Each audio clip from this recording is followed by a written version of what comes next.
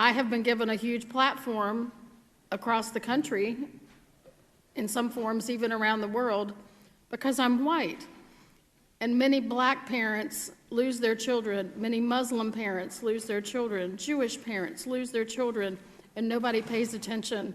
And because we have this myth of the sacredness of the white female, I've been given a platform, so I'm going to use that platform to keep drawing attention back to where the issues are. Thank you, Ms. Breaux, and I'm moved in hearing you speak about these issues so eloquently, and in your experience in living through this country and recognizing the privilege that you have. What was that process like for you? How did you come to be able to articulate these points? How did you see it? How did you experience it? And how do you educate others? Always with the mindset of a teacher. I believe in learning what I need to learn and then putting it back out as simply and straightforward as possible for the listener. I'm still doing that. I find a lot of people have no clue of the privilege that they have, nor how they should be using that privilege.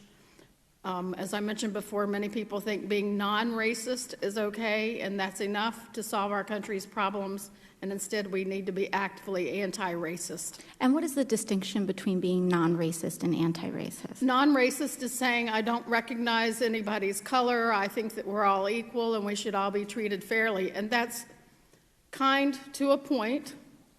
I understand what they're trying to say, and it comes from a place of good intention. However, we need to recognize our differences. We need to rejoice in our differences. America is stronger for all of our differences brought together, and we need to accept that and go out of our way to stand up against racism when we see it. To be anti-racist means to take an active stance of I am not going to tolerate that in my presence.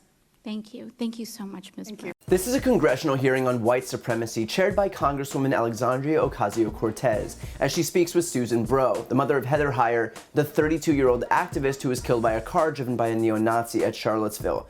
And she discusses what should be an obvious distinction between being non-racist and anti-racist. And yet this is what the GOP has leaned on for years in its tepid effort to convince the rest of the country that they're definitely not racist at all. The idea that as long as they're not being actively racist, as long as they're not shouting racial slurs in the streets, then that somehow is sufficient to prove that they're model citizens. But clearly, that's not enough. Because for people who are racist, who are trying to curtail the rights of others, who are in favor of a white ethno-state, just having that silence from Republicans, knowing the condemnation, if any, will be half-hearted, is tacit approval. Sometimes not fighting against something is just as bad as endorsing it in the first place. And it starts at the top. Whereas Trump will never accept responsibility for it, his behavior as president has breathed new life into the white supremacy movement. And we can start with the place that Susan Breaux knows best, Charlottesville. Trump said that there were good people on both sides. But you also had people that were very fine people on both sides. An equivocation that never should have happened. Because here's the thing, when one side is marching in the streets chanting Jews will not replace us, waving tiki torches, there's no equivocation necessary. If you're Trump, it's okay to support one side, even if they're mostly Democrats, when the other side has neo-Nazis in it. And yes, that is a real sentence I had to say in 2019. But it's his failure to sufficiently condemn racists that has earned him the support of other figures who traffic in racism. David Duke supports Trump, Steve King supports Trump, Steve Bannon supports Trump, Corey Stewart supports Trump, Tucker Carlson supports Trump. None of that is by accident. Here's what you say if a racist endorses you.